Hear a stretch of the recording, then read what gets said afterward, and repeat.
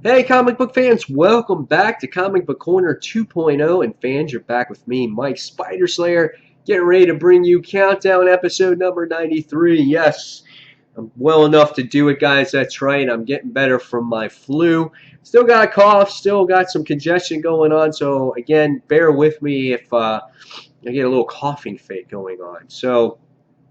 With this week's comics, we're going to talk about 12 of them. So there'll be 12 of them in this week's countdown. And there were some comics that I was a little bit disappointed in, and then there were a few that were average, and then you got some really good ones that I felt that, again, were in my opinion. So let's get started with this week's countdown, and let's start off with number 12. Number 12, the most disappointing, crappiest comic, in my opinions, of the week. And that goes to Superman issue number 38. Now, if you guys watch my channel, you may have already seen the review on this particular book, but I thought that this book was definitely not worth the hype whatsoever. We have been promised something huge is changing with the Man of Steel, and it's going to forever change him, which it will. And we've been donned a new costume, and they made variant covers of of Flash covering his underpants and things like that, and it just had people guessing like what's going to happen to Superman. Is this finally the change that we've been wanting for Superman? Because in the New 52, he's been all screwed up. I don't like his costume, and Jeff Johns came on the book, so you think that hey, we're going to go in a positive direction with Superman, and little did you get was the costume's pretty much the same, not much different, and his power is like this flare, this super flare. So what happens is it depletes him completely, and then it leaves him vulnerable for 24 hours. So if anything, it's not really a superpower, it's a weakness. And if he wants to use it, he pretty much has to destroy a whole city block in order um, to use this power. So how does it benefit anybody here? I mean, this is what happens. Everything just blows up, and he loses his clothes in the process. So you must have a lot of spare clothes in his closet. The artwork was atrocious here. I didn't really enjoy it at all. I'm not a fan of John Romita Jr.'s artwork. I feel his artwork is getting progressively worse. There's just no detail here in Batman. It's just horrible. You look at this wraparound cover, I'm just like, what am I looking at here? I'm just not a fan of this book whatsoever. I mean, Ulysses looks like a thug. He's like in a gang. Hey, yo, what's up? Like bust a cap in your ass. I mean, that's seriously what's going on here. The only thing I really appreciated in this particular issue was that Jimmy Olsen and Clark have that great relationship now, that he feels that he can share his secret with Jimmy, and he told him that he was Superman, and I thought that was a great moment there, and I liked how Clark Kent is back with the Daily Planet. So Jeff Johns doing a solid job at certain things, but then on other things, when we go to make the things what the story was all about, what got people excited to buy this, it wasn't really much of a change for me to sit there and go, wow, his costume looks great. So in the end, I wasn't a very big fan of this book, and I gave this one a 2.5 out of 5 stars. All right, so going forward, we move on to number 11, and number 11 was Future's End, issue number 40. The only reason why this didn't get number 12 was because that Superman book had all that hype and all that everyone excited for it, and it's kind of like, oh, sorry. Where Future's End this time pretty much focused on one plot point here, and we finally get the Justice League being introduced into the story, and we get to see that Stormwatch is in danger, and they try to help him, and Brainiac makes their approach down to Earth, and we can see that the end of the world is basically now starting to happen. And I like the character interactions in this issue and what they're trying to do to stop Brainiac. You wind up seeing the Engineer. She winds up getting possessed again. So it was like this end of the world type of scenario here. And I like the artwork in this series. You know, for a weekly series, I can honestly say that this series has been the most consistent uh, when it comes to artwork. It's very hard to pull off, and they've done a good job, at least with that. By the time you get to the end of this episode, here comes the man to save the day. We get this Superman, and we get the Superman with the scraggly beard, and it looks like he's wearing pants. So we get this version of Superman here in Future's End. So, however, I did enjoy this better than that other Superman issue, again, because of all that hype. And so I got to give this one a 3 out of 5 stars. All right, going on to number 10. And number 10 was Spawn, issue number 250. Now, I haven't read Spawn in a shit long time, dude. It's been a long time. Like, since the 90s, okay? And this issue was a way to jump on for readers. However, this should have been a trade paperback. This thing was big. It was $5.99, and it's definitely worth the $5.99 because you get the pages here. But I felt for a reader that hasn't read Spawn in a very long time, I feel like that you're going to be overwhelmed with lots of dialogue, lots of pages, and I had to take like 6 breaks reading this book because this book just was ginormous. You can see all the dialogue in here. And it took them a long time to tell a story that really did not need to take all this long time, like 100 pages to describe what was happening. I can tell you what happens right here in 2 pages, in a few sentences. Al Simmons is back. What happens is you wind up having all these bugs that are taking over this city, okay? And what happens is we wind up going back to the original place of where Al Simmons dies, and he crosses this specific barrier with this spawn here, and once he crosses over, it winds up taking both this evil spawn and the new guy that took over and brought him underground, and somehow Al Simmons winds up coming back from the dead, and all these bugs go away. And that's basically what happens in this particular issue. We get to see him return at the end. And there was this huge mystery on where these bugs were, where they came from, what they represented, and then the whole time, it meant Al. It meant Al. They were calling for Al to come out. And it took them the whole issue to figure that out because they thought it was numbers, they thought it was Roman numerals, and Sam and Twitch were behind the whole thing. It wasn't like a horribly bad issue. It wasn't bad at all. It was a good story. It just took too long to get it out and what they wanted to do.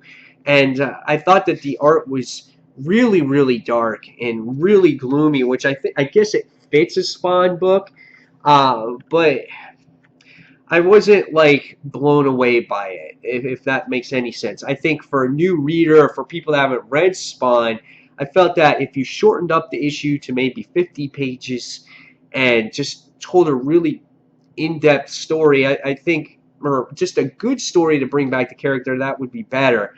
But I guess this was the way to bring back Al, and then in the next comic, it's going to be called The Triumphant Return of the Original Spawn, Al Simmons in Spawn Resurrection, issue number 1, and then his story will continue in 251. So if you really want to see a full blown out reappearance of Al, you got to pick up this particular issue right here. So it wasn't bad, but be ready to read if you want to pick this up. And I gave this one 3 out of 5. I wasn't like blown away by it, but it wasn't horribly bad either. All right. So now we go on to number 9, and number 9 this week was Green Lantern issue number 39. The Guardians had requested Hal Jordan to go home, and he's finally has returned, and they make his they request him to come back. And every time Hal Jordan has had to report to the Guardians, it's always been bad news. And by the time we wind up getting to the end of this issue, we wind up finding that these Guardians quite enjoy Hal Jordan. They have accepted him as the core leader. They feel that he's the right fit for the job.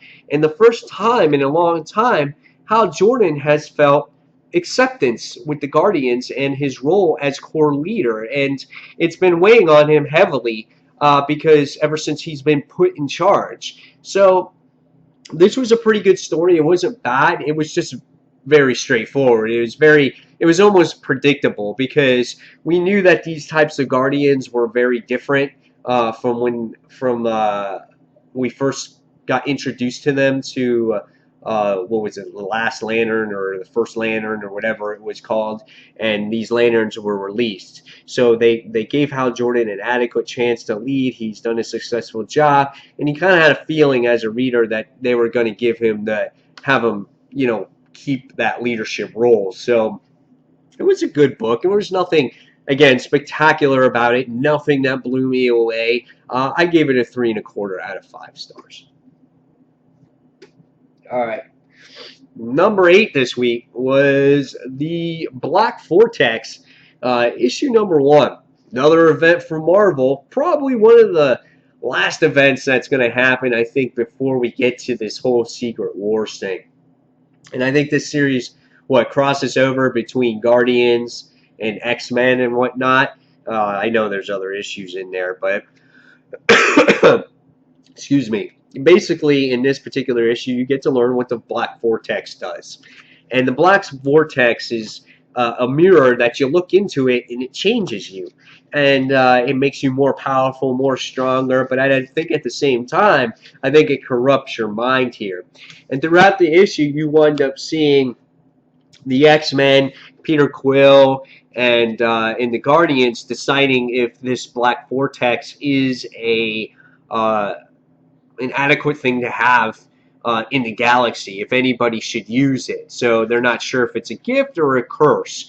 And what the book did a nice job here was introducing all the characters that are going to be in this event. So for whatever reason you don't know Rocket Raccoon or Gamora or Kitty Pryde or Peter Quill or anybody in this book, they do a good job of who they are and what team they're affiliated with. I can give the book that much. Ed McGuinness does the artwork in here, and I thought he did a very nice job with the artwork. He makes them a little cartoony, but they're interesting to look at. I like the coloring in here. But there was nothing really here that, again, blew my mind and sat here and said, wow, holy crap, this first issue of this event is going to be astronomical. If anything, it was set up. And we get to see a whole bunch of these groups battle for this particular mirror. And if it goes into good hands or bad hands. Here's some more of this artwork, which is really nice to see. It was gorgeous artwork. And then we get to see Gamora, I think, at the end of this as well. Again, this is the team that they're battling over for this mirror. And here's a battle scene here. So this is pretty much what the issue was. It was a whole battle royale for this particular issue. And here was the last page. I enjoyed the book. I loved looking at it. I loved reading some of the moments that were in here because there were some lighthearted moments. There were funny moments in here. It wasn't a very dark book. But it wasn't like this great grand of events like how Original Sin was for a lot of people. So in the end, same thing, just above average, 3.25 stars for me. All right, so now we're going to go on to make sure my placing is correct. Number 7. And number 7 this week goes to the unbeatable Squirrel Girl. That's right, guys. We're on issue number 2. Squirrel Girl has got to go against all odds in this issue. Excuse me. And she's got to go against Galactus. Galactus is coming. And before all that, you get to see the little bit of a college life of Doreen in this particular issue. You get to see her, sign up for all the clubs and all the different types of things, and you get to see the cast that's introduced in the series as well, which I thought was very cutesy. And you get to see her with her little love interest, and as he's talking about fencing, she's like automatically thinking about things, thinking of him, or what he's thinking of her, and she's not even paying attention to what he's saying too. And there were some good moments there. Really liked it. Really enjoyed it. But in the end, we find out again that Galactus is coming, and she has to change into Squirrel Girl. So she goes throughout the city, and she's got to go to the Avengers Tower, and her grand scheme of thing is, I got to get to space, so I got to get into Iron Man's armor. He owes me a solid, so let me see if I can get some armor. So she winds up getting like a whole bunch of pieces of armor. And by the time we get to the end of this issue, we get to see her in some Iron Man armor, and it's got like a squirrel tail in there and stuff. I just found it hilarious. And then she's got to go against Whiplash before she takes off into space, and the timer is counting down to face off against Galactus. Fun issue. This was really good. I actually like this one better. I think Squirrel Girl is that type of series that is going to grow on me, where at first hand, it's kind of like, oh, this is kind of weird. Second take, it's kind of weird, but hey, it's kind of funny. I guess I can like it. So I guess it's going to be the villain or who's going to be in this particular story. I don't know, but I liked Iron Man, so I wanted to see what did Iron Man have to do with this particular issue. And now I know, so I can't wait to see where it goes from here and how she's going to, like, fly the Iron Man armor to space. How the hell is she going to take on Galactus? What the fuck is she going to do? I just don't know. I think it's comical. So, in the end, I really enjoyed this one, and I think I'm going to give this one, I think it was a 3.5 out of 5 stars. All right, next we go on to number 6. Number 6 was Miss Marvel, issue number 11. Now, Miss Marvel has been a solid series since its start. She's a very inspirational character. I think she's very relatable for a lot of people, for a lot of younger adults in today's society. And I think that's what she stands for here. And this issue continues to be about that. And, she goes against all odds. In this issue, she finally faces off against the Avenger, and she has her friend that's being captured, and she's got to try to stop him. And this was the climax to this story arc. Now, this story arc lasted a long time. It was like 11 issues. This was like the beginning story of Miss Marvel, how her origin happened, how just everything got going for her. And again, we get to see her go against the inventor, trying to stop the Ultra Robot, whatever it was called. And it was a good issue. I really enjoyed it. I love Lockjaw as her pet in the series. And again, she continues to be this very inspirational character. And she's grown acceptance with the police in the series as well. So by the time we get to the end of this issue, we wind up seeing the inventor get locked away. And we wind up seeing that it looks like Loki's going to be involved in the next issue, but it looks like it's going to be a Valentine's Day issue. So if I show you that right here, that's what the issue is going to be in 2 weeks. So yeah, really cool stuff. So I really enjoy this series. It's solid. It's consistent. Was it the best Miss Marvel issue I have read? No, it was not. Again, it was a little bit predictable, but I enjoyed it, and I gave that one a 3.5 out of 5 stars. All right, next we move into the top 5, and the top 5 this week was Green Arrow, issue number 39. Here on the cover, it kind of stays true to exactly what's going on here.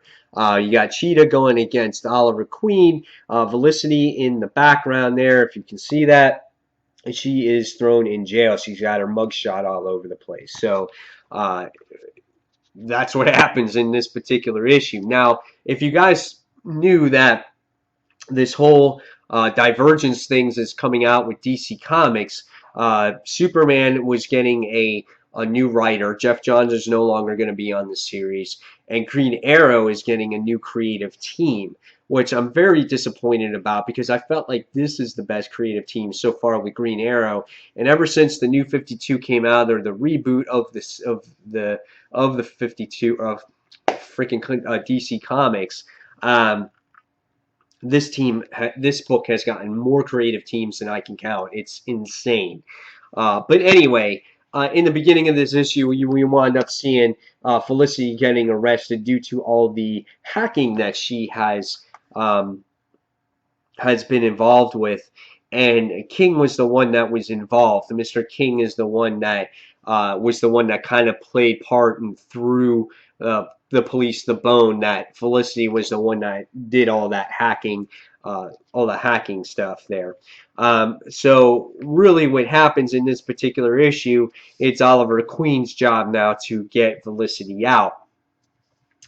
And the funny thing is that Felicity gets thrown into jail with Cheetah, and I think she's in the what's she in, the Max? I think that's it, Supermax. She's in the jail called Supermax, and her roommate or her jailmate is Cheetah. And the Cheetah has a vendetta against her because she had a job to put Cheetah away in the past. So she's basically going to kill her. And we get to see her kind of just like, be buddy-buddy with her, but it's not really the case because she's like, I'm not so easy to forgive. Once lights out come, I'm going to freaking cut you like a fish or gut you like a fish. So we get to see Ollie just penetrate the jail cell within three minutes or so, rescues Felicity at the end of the issue. And yeah, great stuff. I really enjoyed it. When you find out that Mia is actually sick in this series, so and then our team meets up with a few heroes that we've all recognized. So really good stuff here. Enjoyed the issue for what it was. I gave this one a 3.75 out of 5 stars.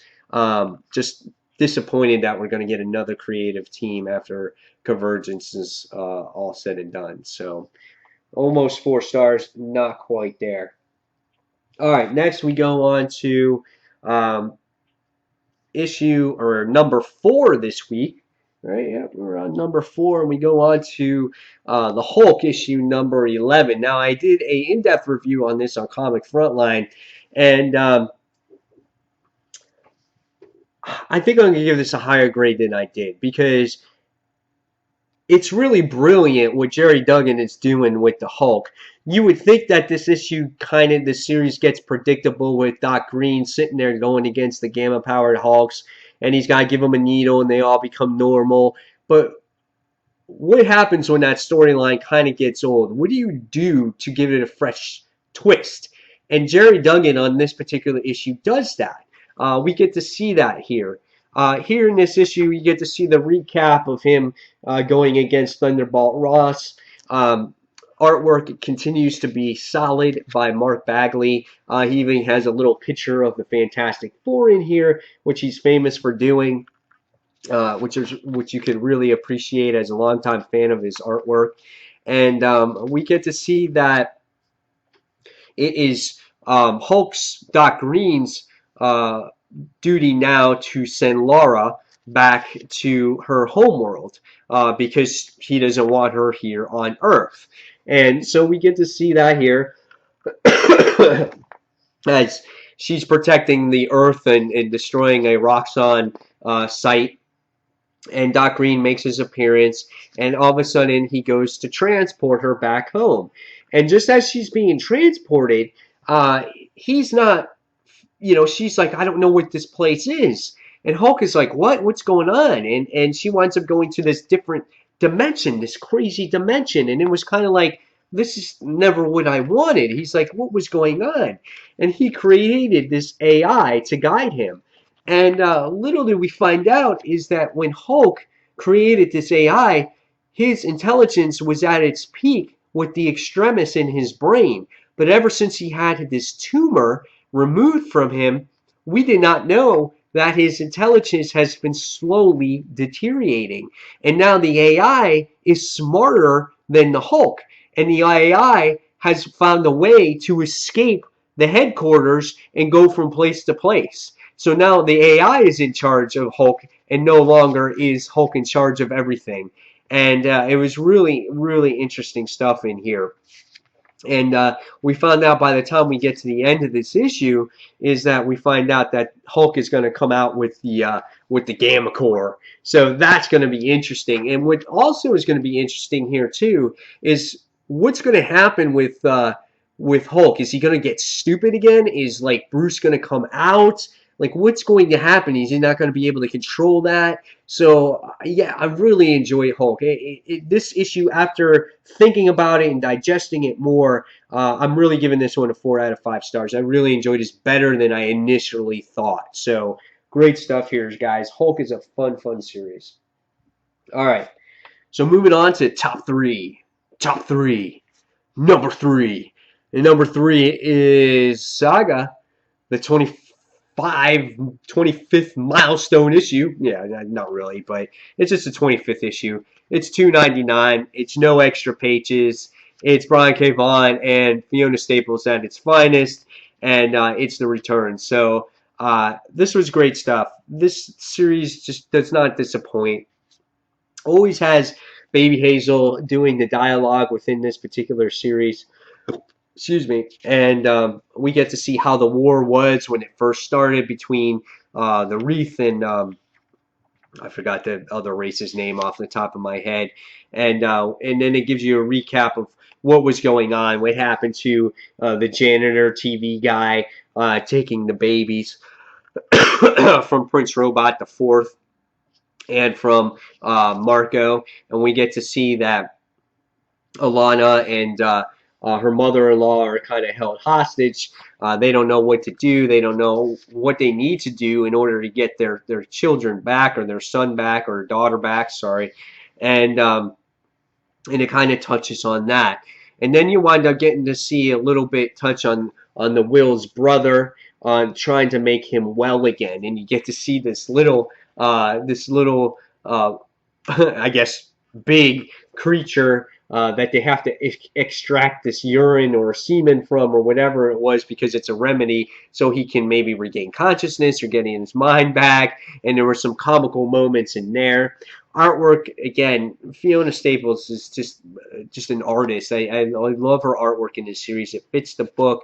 It creates this whole different universe as a reader. You just get sucked in, and then you get to see, Prince Robot the Fourth and Marco try to work together, to try to get their children back, and tensions are mounted high, and it's really tough. It's a really tough issue, and if you're a parent, you can understand that every moment counts, and to see them try to find their kids, it's like you want them to succeed so badly. But this was a great issue here, and again, I can't wait to see what happens at the end of this, at the end of the story arc, and see how they're going to deal with this guy. But it's a fun issue. It's a great read. If you guys haven't had a chance to read Saga, they just came out with that whole volume and the hardcover. Really inexpensive. You can get a good deal on it. Highly suggest it. Highly suggest this series. So I'm going to give this one a 4 out of 5. Good book. All right. This easily could have been my number 1 book. I'm still debating, but my number 2 this week went to Star Wars issue number 2. It's a 5 out of 5 star book. I mean, this is what it, for all these other books this week, there was a lot of books that were just average. They were okay. Nothing blew me out of the water. And then, Saga was good with 4, and then you got Hulk that was good with 4. But then it just jumped, these last 2 issues here. You got Star Wars issue number 2. Darth Vader here, Imperial Walkers in the background, and Chewie and Han's like, shh, be quiet, Chewie, shut your trap, And every time I read this book, I picture the actors just talking and feel myself in the Star Wars movie. And I just love all the lines and everything that always references back to the Star Wars original trilogy. And in the last issue, you wind up being Luke Skywalker going against Darth Vader. You get to see him looking at each other. And they actually do a little, lightsaber duel here. And, you get to see Darth Vader sitting there, thinking about breathing. You're not worthy. He's sitting there talking, and he's holding two lightsabers, and he's like, "You're not worthy to, hold that thing, that lightsaber."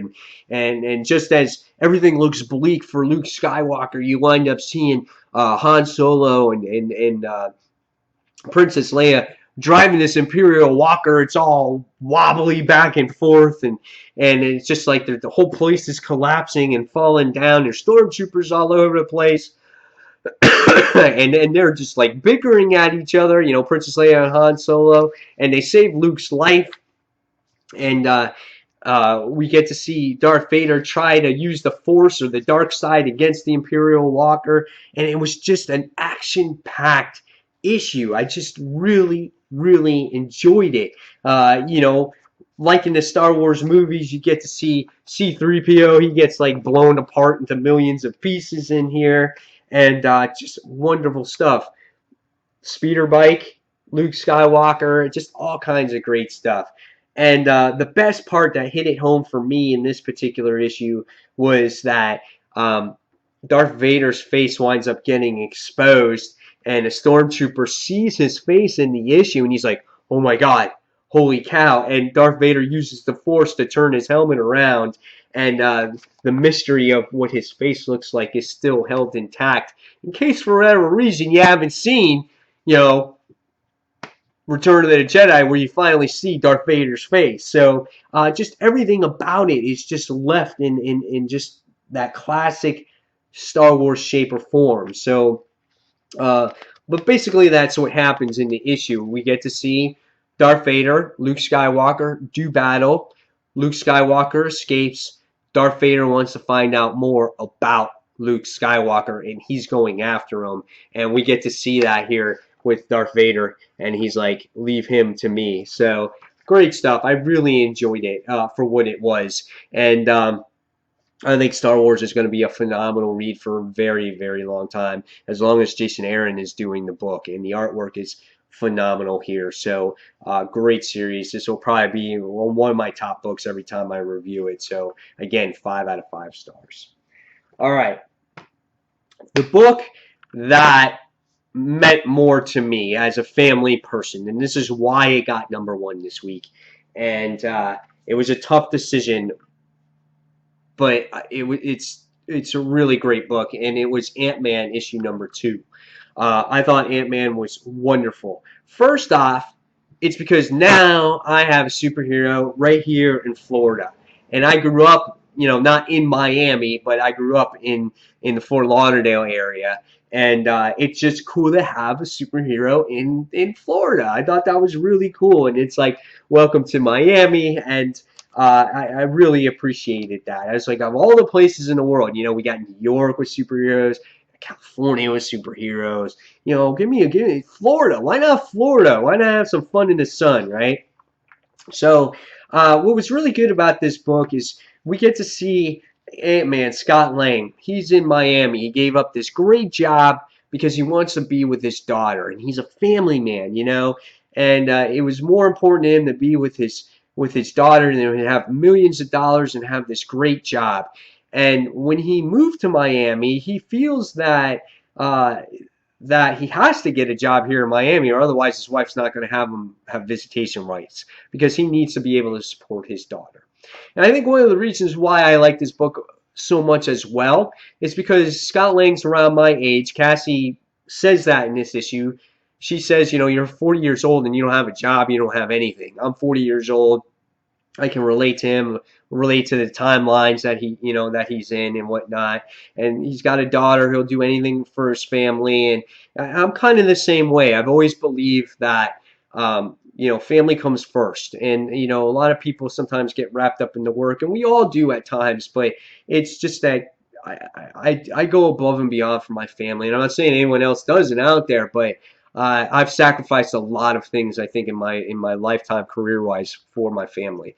So anyway, enough of that soapbox for me. But we get to see him interact with his daughter Casey in this particular issue, and he wants to get this loan so he can come up with this security business, and it's the same security business that he advertised or what Tony Stark offered to him. He just changed it instead of Iron Man. He called it Ant-Man. And it was funny. There's great humor in there because he's denied for this loan right off the bat. He's like, well, hold on, fellas. He's like, you denied me this loan before you gave me this, before I got to take this sip of this wonderful orange juice. And they're like, yeah, no, you don't qualify for this loan. He's like, they're like, you don't have you have bad credit, you don't have a job, you're a convict. In fact, you don't even qualify for our free checking account. I thought that was so hysterical. And I felt for Ant-Man here because the man's trying to get on his feet, you know? And finally, the lady that's in charge of this bank, she winds up listening to what he has to say, and he disables all the security and the alarm panel, all the alarm systems and all the vaults, and it winds up releasing this Midas bot and turns everyone into Nazi gold, which I thought was so comical. And so Ant-Man has to, be the superhero that he is, and he has to save the day, and he winds up saving the bank in the particular issue, and he winds up getting the loan granted from the female person that's in charge of this bank. But he has to be 50-50 partners with this woman, and the loan gets approved. So in the issue, Cassie's all proud of him and that he earned his way to get this particular loan. And, he makes a saying. He goes, I could have stolen this money at any time. But if I stole this money, how could I look Cassie in the face? And it was a really good message there, really positive message for people. And I really enjoyed that issue. This was a great issue. Grizzly and Scott Lang had this altercation in the beginning of the book. And they wound up becoming best friends, and not best friends, but he winds up working for Scott. It's kind of like his head of security. So I thought that was pretty fun. And by the time you wind up getting to the end of this issue, excuse me, we wind up seeing that someone knows that Scott Lang is in town, and it is Taskmaster, and he has him in his sights right on this billboard there. So great stuff here. Really love this issue. I loved Ant-Man series. I think last time it was ranked number 2 on the countdown. This time I think I gave it a number 1, and Star Wars was out that same week. This time around it's just flipped upside down. But they're both great books. I mean, they're both worthy of number 1. I just think I think as a comic book fan in general, and as a family man, you would like this more than Star Wars, because with Star Wars, you have to be a Star Wars fan to really appreciate it like I do. So that's why this gets that nod this time around. But both books were really good. So guys, there you have it. There's the countdown for the week. Fans, hopefully you enjoyed it this week. I had a blast doing it. This is the most activity I've done in 6 days. I'm actually going to work tonight. I'm so excited to go to work and talk with real people. I'm really excited about it. So and tomorrow night, guys, tomorrow on Comic Frontline YouTube channel, we have our live show. It's our 2,000 subscriber live show if you guys want to check that out. It's also our 1-year anniversary show. We started at the exact same time. You guys can check that out. And also, fans, starting next Friday, I am going to be on Zone 4 Podcast as well. You can go into zone4podcast.com to check that out. I'm going to be part of the team over there, and I'm going to be doing a podcast once a month on there, talking about events, comics, and things like that with Zone 4's creator, Brant Fowler. So really excited to be part of that team too. So yeah, just getting myself out there just a little bit more. So guys, again, thank you for watching Comic Book Corner 2.0. Thank you for watching this week's countdown. And fans, until the next comic book review, this is Mike Spider Slayer signing off. Thanks for watching, fans. Take care. Bye.